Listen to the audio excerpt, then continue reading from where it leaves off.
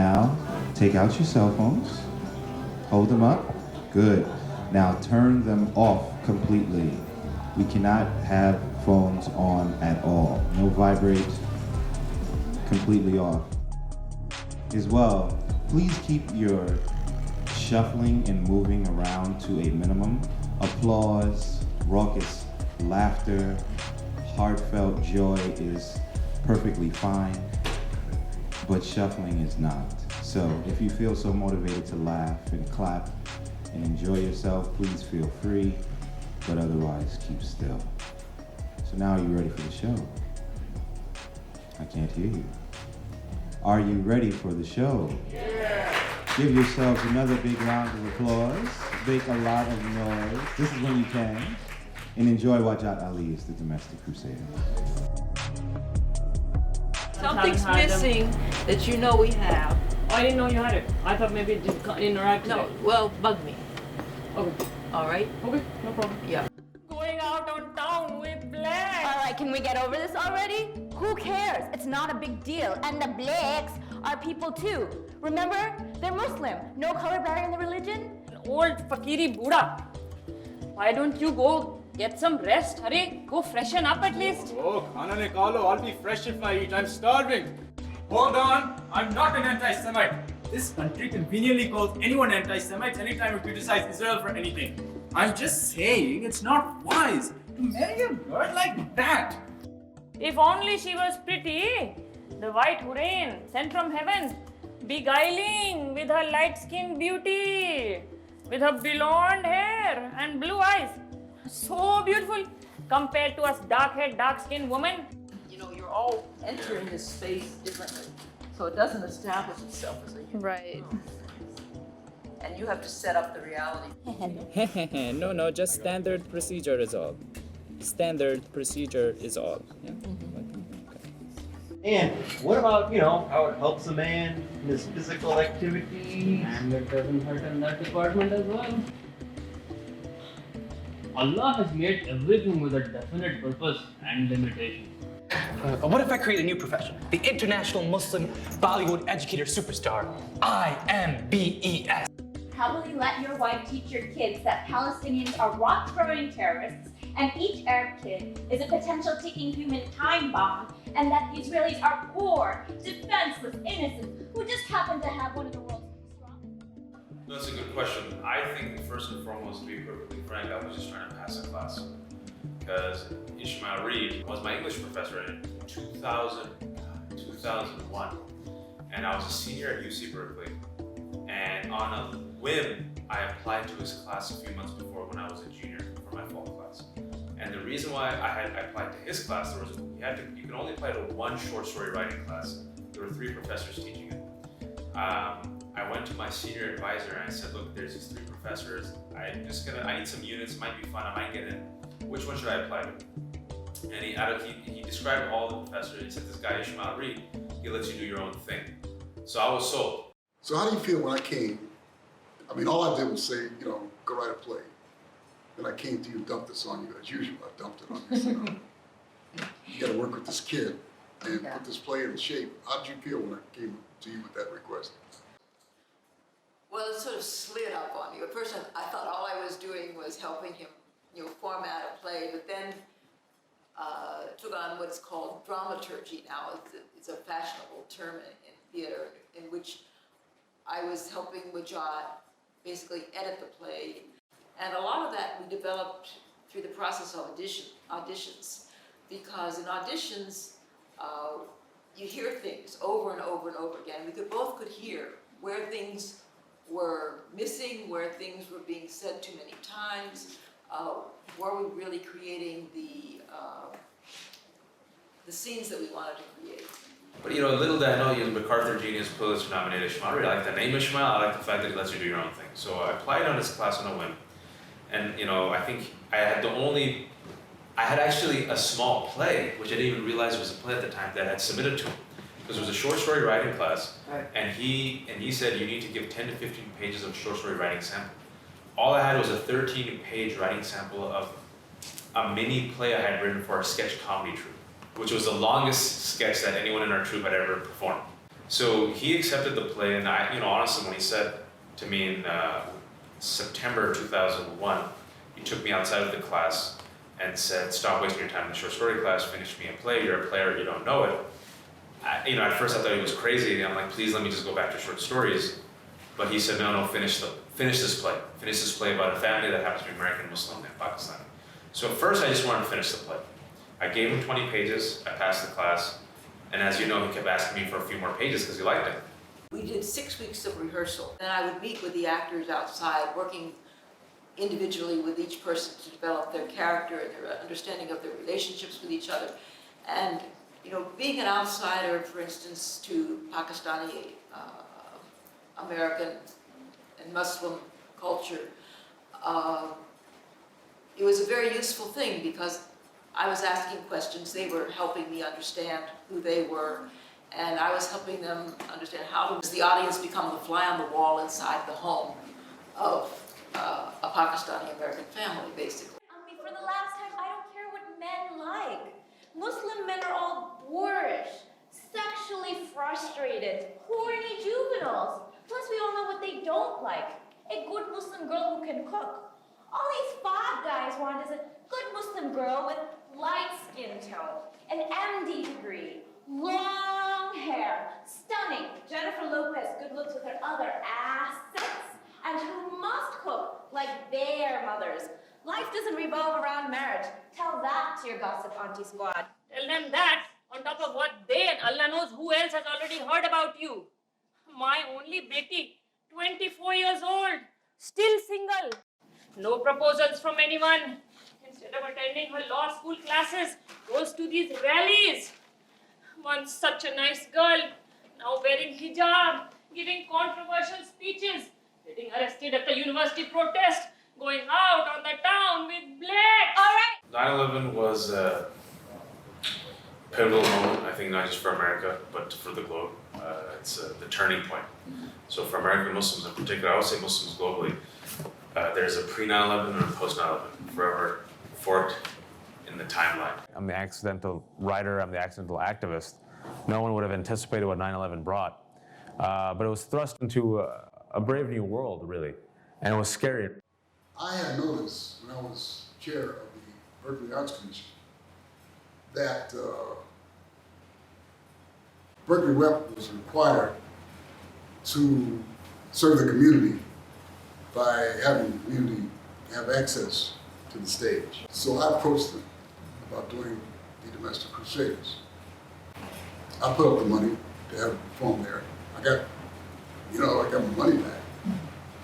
And that revealed a very important lesson for me about the politics of American theater.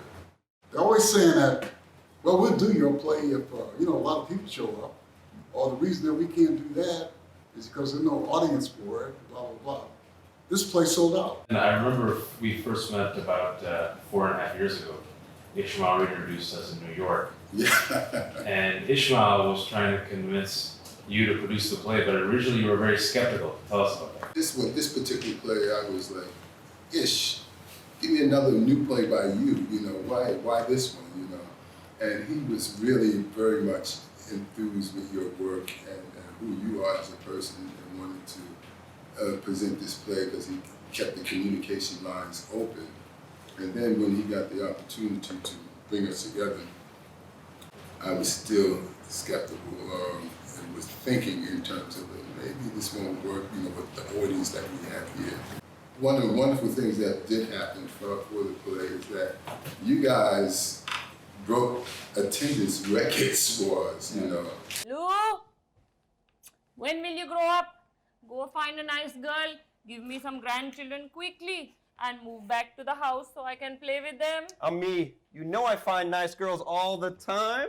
Find one nice girl? Oh, badmash. Then what? Won't cook me khana. Look at Fatima. None of these girls know how to cook. And no one cooks biryani and tandoori chicken like my Ummi John. Plus, American girls can't get along with the mother-in-law, clash of civilization. Can't move back to the house due to conflict of interest. Well, you should. He misses you, we all do. Right.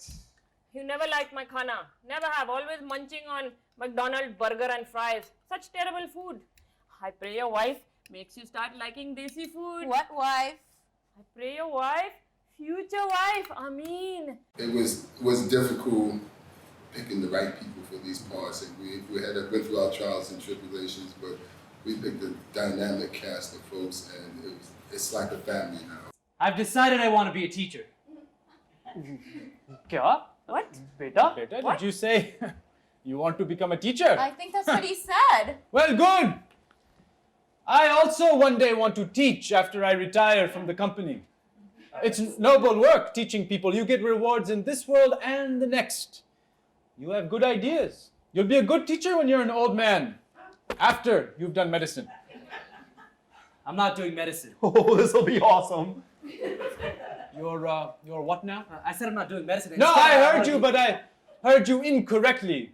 You're what now? Just listen to him. He's just No, trying no, I am listening to him, but I'm not hearing him properly because probably I'm becoming old and my ears are filled with too much hair. I just thought I was paying all that money, working like a dog for the past 3 years for chemistry You books have and biology. plenty of money. What would you know about it, just some loafer? How could you decide this? When? Why didn't you let us know about your decision? Why are you ruining your future? All our plans we had for you. Oh, your plans for my future. Your future is our future. It was decided long ago. We made a decision. That's why I pay that goddamn money for that goddamn private school. And I'm grateful for it. I never said otherwise, but you made my decision for my future. My future, my decision without ever asking me. Look, no disrespect to you or Ummi, but I think it's Huh? No disrespect to us. Good. Of course not, Ghafoor. What are we? Just two old people who gave birth to you, cleaned you, cry and pray for you every night. Who are we? Nothing. Just some worthless old pieces of shit that he can do away with. Now that he's an adult, thinks he's an adult. Because up and away he goes to college. Starts thinking for himself in his future. Telling me what he's going to do. Well, as long as I pay the bills, you are becoming a damn doctor. And a good one at that. No, not a good one. The best. The absolute best. So they can never cut you down or humiliate you or take away your hard-earned rewards. No son of mine, sons of mine, is going to become some third-rate penniless professor teaching little kids grammar and sentence vocabulary structure and whatnot. I don't plan on teaching children. What will the community say? Our nose is cut. I brag and brag about you. Gaining admission to the top universities, scholarships, Shabnam's beta, Rifat's daughter, Sama's 2 kids, all becoming doctors. All of them envious and jealous of you. And now what? They'll be rich in 5 years. You'll be getting apples from 2-year-olds. You give your heart, great things come from it, and that's what they did. And they deserve so much more. And to be nominated for the Adolko Award, Black Theater, not Pakistani theater, Black theater's most prestigious award, you know, and the woman from Adolko, she sat up here, came twice to see it, you know, so that meant a lot. The woman meaning Grace L. Jones of Adolko. Well, it's a classic, and classics don't end. They tend to come back again and again and again. So that there's no ending to Domestic Crusaders. What happened in 2003 was there was very little value in our ethnic communities placed in art and culture. Specifically, it was the American dream narrative that you come here as an immigrant, you work your way up, you can't afford to take risks, you lay your head low, you play it conservative, you get the education, and you become the holy trinity of either doctor, engineer, or a dubious businessman who somehow makes a lot of money. You get the suburban home, you marry, you have 2.3 kids, if you're lucky you get the Mercedes and you're a success. Arts and culture, there was no tangible vision of success, right? You need something tangible. Faith has to be realized. Faith is not enough, you need a tangible model of success for people to invest in, and we didn't have that. So when we came out in 2003 and went to our local community in Fremont and said, you know, give us a couple $100 to do a stage reading of Domestic Crusaders, as you might remember, people laughed at me. In fact, overwhelming majority of people laughed at me. And one uncle will trace the story of this uncle and said, Beta, why don't you do something useful like protest, right? This was 2003. And if you remember correctly, in 2003, the play Domestic Crusaders, which I always thought was not sensationalistic and never meant to be, people read it in our community and are like, do you really want to say this, Wajahat? They were worried and they were scared. And they were saying, dude, you're Wajahat Ali. What the hell will they do against you with some of these lines in the play? And even in our own community, there was hostility and amusement. So we got a couple $100, and a funny story is my own blood, my uncles, when we did the stage reading at Naran restaurant, you remember, I had to lure our community with buffet. With food. Yeah, because they wouldn't come otherwise. So I said, I'll give you a stage reading, and I'll give you a 5-course Pakistani buffet meal with chai for $15. Will you come? And my uncle said, if you make it 10, we'll think about it. The food was always different. I sensed he respected me for at least making the attempt to keep the traditions, for at least trying. But today, after I slapped him, I expected him to fight back like Salahuddin did, or at least curse, yell, or scream, damn it, show fear like I did when my father beat me. But he didn't do any of that. He looked at me with pity. Pity. Like I was a wounded animal. Just give him some time and try to talk to him. Try to talk to all of them. They all love you. They just don't know how to tell you anymore.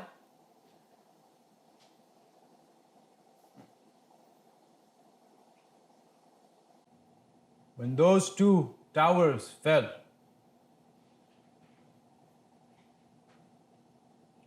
we fell with them. They didn't give you the position, did they? I knew it. How? Who? Did Abdullah's wife tell you? But it was his mother. Couldn't wait to rub it in, I'm sure, Kamine. I've been married to you almost 30 years. I know your face. You were upset when you walked in the door this morning. Upset? Too much to be upset about in this world. Disappointment? Yes. Who wouldn't be? A man works faithfully, competently. Not a single blemish on his entire record, night and day like a dog. As they say in America, give a dog a bone. Or throw one. At least once in a while, right?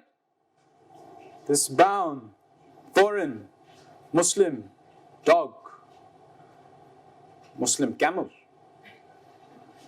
Not even a camel jockey. Hunter, the executive of my division, loves his camel jockey and Arab jokes. It's been 13 years, he still thinks I'm from India. India, Pakistan, Afghanistan, what's the difference, he always says. My name was too hard for him to pronounce, so he asked me, or rather told me, I'm going to call you Sal from now on. You don't mind now? It's hard for Americans to pronounce these Arab names. You understand me, Sally? From that day on, I was Sally to him, Sal to Brian, the CFO, the Sal man from Pakistan, to all the interns and assistants. Teak, I said. Teak. At least they have some of the name right. Everyone takes a beating. Abu always said that. He told me right before I left for America, remember, beta, those streets in America aren't paved with gold. They're paved with blood. As a foreigner, you're going to take a beating. You'll always take a beating. But inshallah, when you make your gold, don't wipe your blood off the street. Keep it there to show all of them that you've earned it. You fast forward in 2008, 2009, when we were doing the grassroots fundraising for the Eureka 5-week run in New York, that same uncle came up to me. It's fascinating. He said, I've been in this country for 4 decades, and I've done everything right. I've paid my taxes, I've worked hard, I've made the American dream, I've raised my sons, I've gone to college, and I made my sons into engineers and doctors. He goes, I wish I would have made my son into a writer like you. I'm shocked. I said, why? He says, I turn on the TV, and they just see me as a terrorist or a taxi cab driver. It was 16 August 1947. 2 days after official partition, India and Pakistan gained their independence from the British. In our village, we were all happy that at least the British, Beiman Kamine, would no longer use Desi land for their profit. But it never takes long for the devil to do his calm. As is the way of men, some calling themselves Sikh, others calling themselves Hindu, and others saying they were Muslim. They couldn't bear to live together. Each man claimed the land as his own. Some fought for religion, some for politics, others out of petty rivalry or mere jealousy. Sikh killed Muslim, Muslim killed Hindu, Hindu killed Muslim. I kill your brother, you kill my family. You saw this? I burn your store, you burn my house. At least my village was spared of this.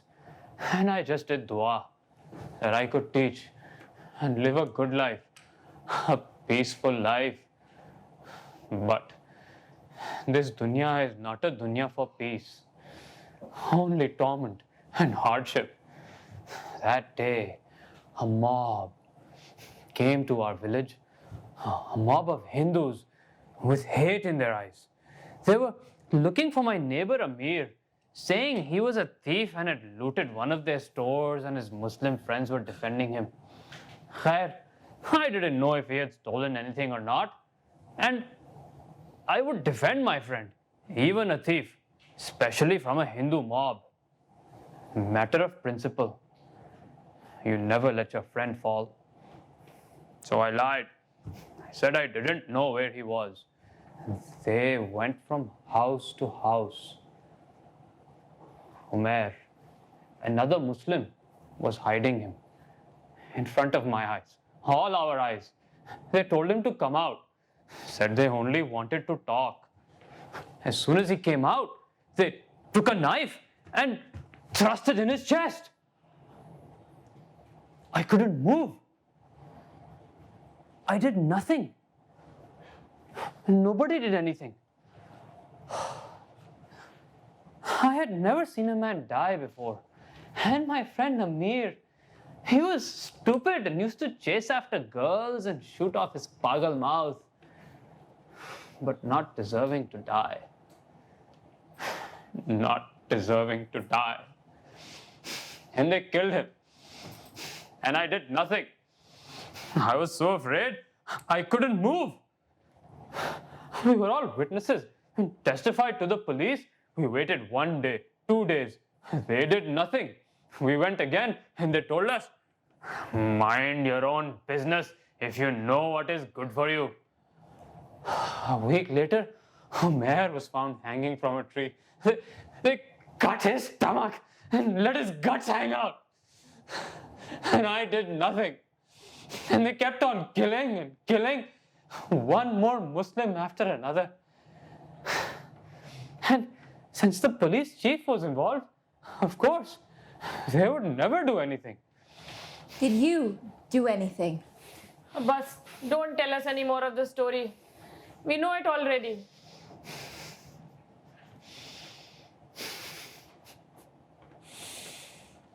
I thought, what if this was me?